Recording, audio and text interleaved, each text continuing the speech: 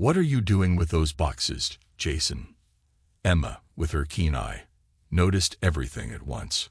"Just trying to get the damn things through the door," I muttered, trying to tackle the empty cardboard containers. She jumped up and held the door for me, realizing the situation. "Marco fired you," she exclaimed, surprise and concern audible in her voice. "Yes, and now I have to pack somehow," I mumbled, hastily filling boxes with my personal belongings, trying not to leave anything that belonged to the company. "He can't just fire you like that.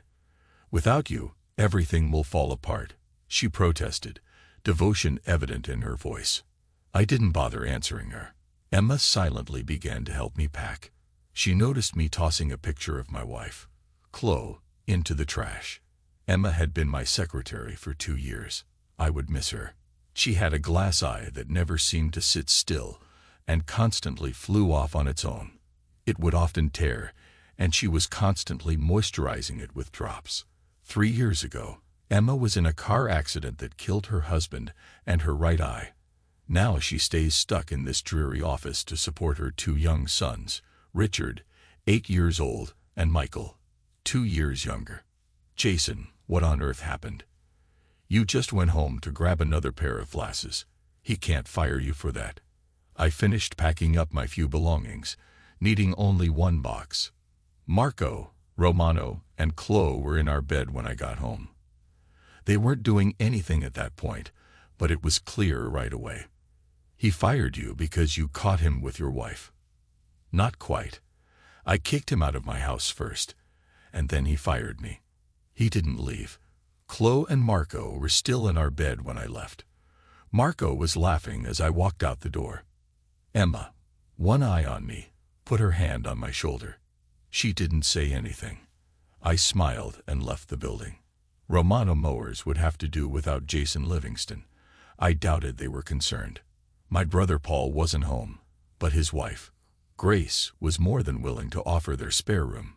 Paul worked an early shift at the tire plant and would be home in the afternoon. Grace comforted me with coffee and a sympathetic ear until Paul arrived. After a quick lunch, we went to my place to get my things. Marco was gone, and Chloe was sitting in the kitchen with a drink. "What were you thinking, coming home in the middle of the morning like that, Jason?" I couldn't believe she asked such a foolish question. I was afraid Marco was going to run out of defense. I was just bringing him another dozen. "Don't act like a know-it-all. It's not that significant, and it's nothing surprising." "What do you mean?" "Marco was going to fire you 2 years ago. He agreed to let you stay if I agreed to cheat on you with him. So I did, just so you could keep your job. Aren't you saying you've been cheating on me with him for the past 2 years?" Chloe glanced at me with a slight smirk and finished her drink. "Well, it wasn't all that terrible. You kept your job, and I got to spend time with Marco. Now that I've lost my job, are you going to stop seeing him?" "Don't be ridiculous. Why would I do that?" I couldn't believe what she had just admitted, but it certainly cleared up a lot of things. I looked at Paul, and we both headed to the bedroom to pack my things. There wasn't much I wanted to take from the house, so it didn't take long. Since I wasn't much of a handyman, there weren't many tools or power equipment. The last item I carried out was the desktop computer. Chloe remained seated at the kitchen table throughout our visit, her glass mysteriously refilling itself. She stayed silent, her appearance showing signs of wear and tear. Her long hair, dyed an eerie black, gave her a sort of gothic or witch-like aura. Despite her olive complexion, her thin face seemed hardened. Her lips were tightly pressed together, avoiding eye contact with me as she stared at the wall opposite her. I couldn't discern whether her anger was directed at my departure or at being caught cheating. Either way, it didn't matter. After Paul and I finished moving, we stopped for a quick beer to mark the successful completion of the task, although it felt like a feeble excuse to drink in the middle of the day. Thankfully, the house was just a rental, which was a small relief. Disconnecting utilities took about an hour, and I managed to get a few deposits back. Sorting out bank accounts and credit cards came next. I left half of our savings and checking accounts for Chloe. When we returned home, Grace had prepared a wonderful dinner. Later that night, Paul helped me get drunk and put me to bed. It was the first hangover I'd had in years. I wasn't expecting any severance pay from Romano Mowers, but I had enough saved up to last a few months. Unemployment compensation was out of the question, so finding another job was a must. I decided to start the divorce paperwork first, which took up the whole morning. After lunch, I headed to the state employment office, holding out hope that they might have something for me. "Hey, Jason, fancy seeing you here," said Emma, nicknamed Emma One Eye, as she stood before me with a clipboard. "Did you leave on your own?" I asked. "No, I got replaced by big breasts and big hair," she replied bitterly. I shook my head, knowing it was a cruel move from Marco. Emma had nothing to do with the situation, and it wasn't fair for her to be let go. "What exactly went down?" "Marco replaced you with his brother Matteo, and I got replaced by Matteo's girlfriend. I was out by the end of the day. I'm sorry. Is there anything I can do? Could I use you as a reference?" We both shared a small laugh. Emma and I sat together, filling out the mustard-colored employment history forms. Neither of us had much faith in the system, but we felt obligated to go through the motions. Before we left, I slipped her a couple of $100 and my phone number. She hesitated but eventually accepted it with a meek thank you. Being a single mom with 2 young boys and no job ahead was going to be tough. For the next week, I scoured the area for any potential job opportunities, but came up empty-handed. After receiving a scathing call from Chloe about the disconnected utilities, I decided to change my cell phone number. Jenkins Farm Equipment was located about 3 miles outside of town. Most of the farms in the area had been sold off to developers, leaving ranch houses in place of the once sprawling cornfields. The place looked like it had seen better days, with peeling paint, worn-out signs, and a parking lot in dire need of repair. Even the windows could use a good cleaning. Despite its run-down appearance, it was my last hope. Donald Jenkins, the owner, was well into his 60s and quite overweight. He sat behind his desk, resembling Santa Claus without the beard. I was dressed for an interview, so he could tell I wasn't there to buy farm equipment. "If you're not buying, you must be selling." "I'm not interested," he said bluntly. I can't argue with that. "I was just hoping for a free cup of coffee," I replied casually. My remark earned a faint chuckle from him as he pointed to the coffee urn in the corner. Taking a seat across from him, I lifted my styrofoam cup in a mock toast and nodded. "Thanks, it's a small comfort after a rough week." Donald Jenkins gave me a quizzical look. "Don't I know you? You're that living good fellow who works for Romano, right?" "Livingston. I used to work at Romano's. I'm not employed anywhere right now." After a brief pause, he said, "I never did like that Romano guy, or his brother." We both sat there for a moment, neither of us saying anything, just enjoying the coffee. "Are you sure I can't interest you in a harvester?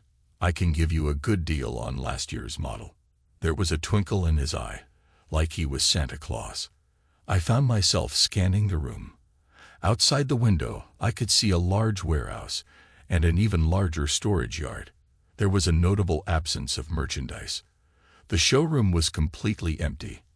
I assumed he let the inventory dwindle due to slow sales. I didn't know much about farm machinery, but something felt off. His booming voice snapped me out of my thoughts. "You look like you're thinking of buying the place. Are you going to make me an offer?" "In my dreams." Jenkins leaned back in his chair and grinned. 7 or 8 years ago, Romano's operation was terrible. It only started improving when he hired you. Isn't that right? He was correct, but I wasn't about to admit it. I knew the difference I made for Marco. And apparently, others noticed too. All I could do was smile as I tossed my empty cup into the trash can. I was still smiling as I stood up to leave. "Don't rush off, Mr. Livingston. We might be able to work something out." 2 hours later, Donald Jenkins and I reached an agreement. He had ambitious plans but needed someone like me to execute them. Money wasn't an issue for him, and I was eager to assist with one condition. I could hire my own assistant, Emma One-Eye would be delighted with the news. That evening, I treated Paul and Grace to dinner at Red Lobster. The weight of Chloe's actions was fading rapidly. After I called her, I think Emma was even happier than I was. Upon our return home, Chloe awaited me. She spent 20 minutes trying to persuade me to return to our place. It seemed Marco wasn't keen on supporting his wife, family, and Chloe. I politely listened to her entire argument, smiled, and walked into the house without saying a word. The following weeks were hectic. The main building was entirely concrete block. The second floor, a 3-bedroom apartment, had been used for storage for the last 20 years. Donald graciously allowed me to live there rent-free. Emma One-Eye helped me procure a stove, refrigerator, and washing machine. Together, Emma and I cleaned and painted the office and apartment. I hired a couple of high school kids to paint the outbuildings. Donald didn't complain about the expenses. It was enjoyable, but eventually we had to get down to productive work. Chloe called Grace and informed her that she received and signed the divorce papers. It was a straightforward process since we didn't own the house and had no children. I had already given her half of the assets. Not much for 12 years of marriage, but it was all she deserved. Emma One-Eye was a slender woman with poor teeth and a prosthetic eye. Her hair, a dirty blonde, seemed untouched by any salon. Makeup wasn't her forte either. Though she maintained cleanliness, she needed some serious upkeep. However, her voice was smooth as honey, and her work ethic made me feel inadequate. Her computer and accounting skills were exceptional, making her a valuable asset.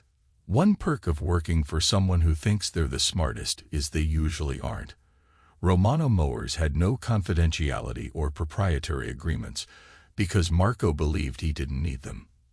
Unfortunately for him, it left Emma and me with freedom. Emma simply informed our business contacts, both wholesalers and retailers, that we were no longer with Romano Mowers and couldn't provide service. She made sure not to solicit any business. Meanwhile, I contacted all of Donald's contacts to see if any were still active. Most had dwindled over the years, with some going out of business. Donald had written off the farm equipment operation entirely, with no intention of reviving it. I came across a Korean manufacturer looking for U.S. distributors for gang mowers. While they weren't particularly high-tech, they were robust and affordable, making them perfect for small municipalities and school districts. After a 30-minute phone call, I secured 50 units on consignment from California. With space to stock them and no upfront cost, it was a win-win.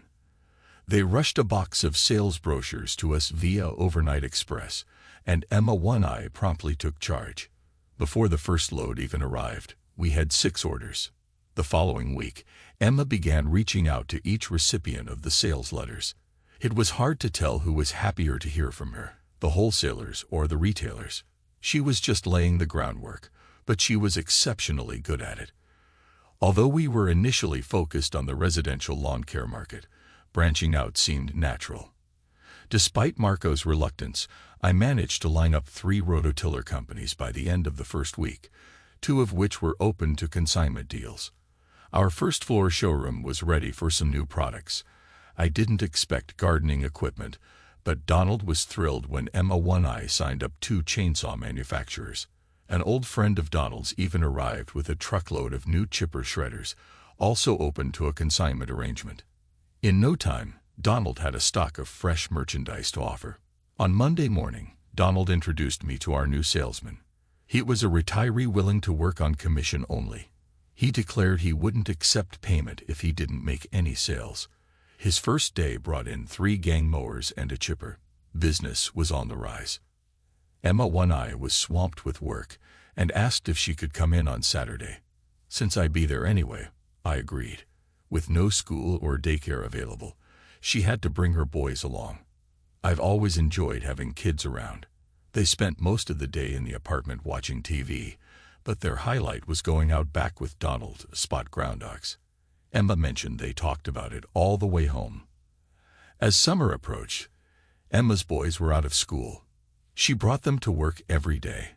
Donald kept them occupied outside, As our business was situated on Donald's family orchard, mostly filled with old apple trees, I set up bunk beds in one room for the boys and a twin bed in another just in case. It wasn't difficult to persuade Emma and the boys to stay overnight. With the nearby top-rated elementary school, convincing Emma to move into the apartment before the new school year was easy. Actually, I think it was her idea. As a thank you for the offer, she rewarded me with a small kiss. Things were definitely looking up. Somehow, Marco discovered where I was working.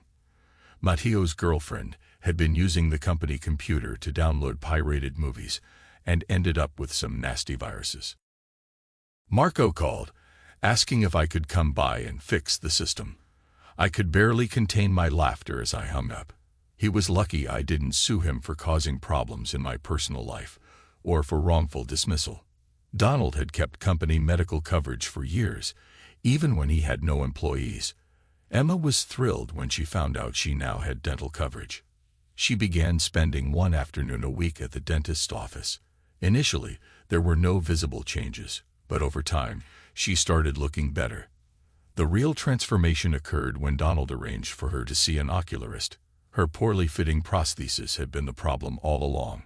Once she had the right size, the difference was remarkable. Emma one-eyed became just Emma. For her birthday, Donald and I treated her to a full-day beauty treatment at Maya Bennett's salon in Philly while the boys and I enjoyed a fun afternoon at the zoo. It was a great day. Chloe called me for help. Her car was being repossessed, her cell phone service cut off, and she was behind on rent in her furnished studio apartment. I left her all the furniture from our house, though I'm not sure what she did with it. Marco ignored her calls, and she was barred from the company building. I tried to be polite and understanding, but I had to explain that I couldn't help her. She didn't like it, but she had no other options. The divorce would be finalized in a week, and I was eagerly counting down the days. We had hoped that the business would pick up thanks to the retailers, but it turned out the other way around. Tornado Mowers was the first manufacturer to reach out to us. There were 9 retailers in the area working with Romano mowers, but they were dissatisfied and seeking a change. 6 of them were aware of our new venture and recommended that Tornado reach out to us. By the end of the day, we had become the official wholesale distributors of Tornado mowers for the Tri-County area. It was our first significant breakthrough. The following day, my divorce was finalized. Things started falling into place after that. One by one, the wholesalers and retailers who used to work with Romano mowers started coming to us. Emma hired an assistant to help in the office. A few weeks later, I heard a commotion out by the equipment lot. 2 men got out of a pickup truck and began unloading something from the bed. After a few moments, 2 Molotov cocktails were thrown across the lot. The arsonists waited until the fire erupted and then rushed back to their truck. However, they were met with a surprise. Before they could reach the truck, 2 shotgun blasts rang out, and the front tires of their truck went flat as pancakes. I turned on the outside floodlights, and there was Donald standing there, laughing. 2 shadows were sprinting down the road as fast as they could. The police easily found the owner of the truck, who eagerly implicated the Romano brothers for hiring him. This marked the downfall of Romano mowers, and their remaining customers quickly switched to us. Marco ended up serving some time in jail, though I'm not sure how much. Matteo vanished. The damage to the lot was minor and covered by insurance. Donald, delighted to see his old business thriving again, strutted around like a peacock. He occasionally offered suggestions, but made sure not to interfere. We now had a lot superintendent who also acted as a Spanish interpreter when needed. One of our mechanics was a recent graduate of a local trade school, while the other was more seasoned. They complemented each other perfectly. Emma quickly became adept at managing payroll and taxes. Paul and Grace visited us about once a month. It was nothing extravagant, but it was nice to have company. Donald had lost his wife over a decade ago, and they never had children, so he was always welcome when we had visitors. Chloe seemed to have vanished. After Emma moved in, we grew closer. Initially, we would just watch TV together after the boys went to bed. Sometimes we both doze off on the sofa and wake up cuddled together. We started giving each other kisses as a silent thank you for small favors. Before I knew it, I was giving her a peck on the cheek when she and the boys went out shopping or on some other errand. In early December, Emma mentioned that it was time for Richard to have his own room, and I readily agreed. That afternoon, she began moving her belongings into my room. I should have anticipated that. After tucking the boys in bed, she took my hand and led me to the bedroom. I felt a bit foolish for not catching on sooner, but also exhilarated by her taking the lead. The day before Christmas, we quietly tied the knot with the local justice of the peace. We kept it hushed, but Donald noticed Emma's new ring the next day. It made for a wonderful holiday. Our business thrived. When spring rolled around, Donald announced his plans to move to Florida. His sister had been urging him for years to join her near Ocala. I worried it might cause some issues, but Donald had everything sorted out. He handed over the property and the business to Emma and me. All we had to do was send him 10% of the monthly earnings until he passed away. It was an offer too good to refuse. He didn't need the money, having built up a comfortable nest egg over the years. It was more of a gesture, ensuring we'd always remember him. While not necessary, we appreciated the sentiment. The farmhouse provided us with much more space than our old apartment. It took a full month of repainting before we could move in. I never quite understood Donald's aversion to painting. The week we settled in, Emma discovered she was pregnant. Richard and Michael were overjoyed, and so was I. It's amazing to think how recently my life was in disarray. Funny how things turn out. I hope the new baby has 2 eyes. Thanks to everyone who took the time to listen to today's stories. If you enjoyed it, please consider liking and subscribing if you haven't already. Feel free to share your thoughts on the events in the comments below. Take care.